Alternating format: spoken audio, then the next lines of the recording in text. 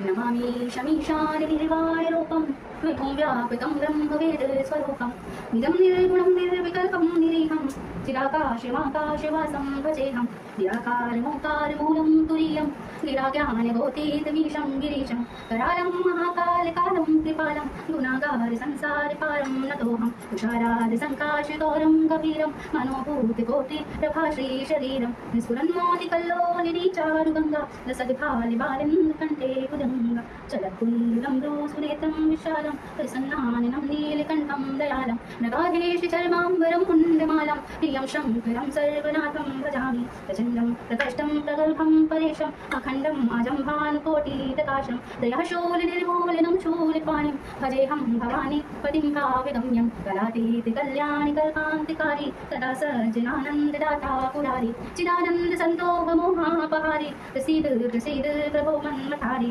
नयावद् कुमारात्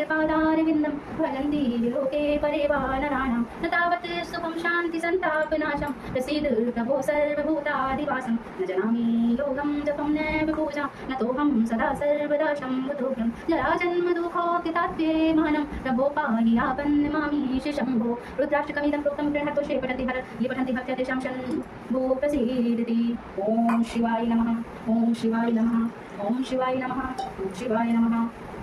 जय गणेश गिरिजा सुवन मंगल मूल सुजान कहत अयोध्या दासी तुम देव भय वरदान जय गिरिजापति दीन दयाला सदा करत संतन प्रतिपाला वाले चंद्रमा सोहत नीके कानन कुंडल नाग पुनीके अंग गौर शिर गंग बहाई मुंडे माले तंचार लगाए वस्त्र काले वाहम बरसोरे छवि कोडे की नाल मुनि मोरे मैं नमा तो की हवे दुलारे बामे अंग सोहत छवि न्यारे करत शूर सोहत छवि भारे करत सदा शत्रु जयकारे नंदी गणेश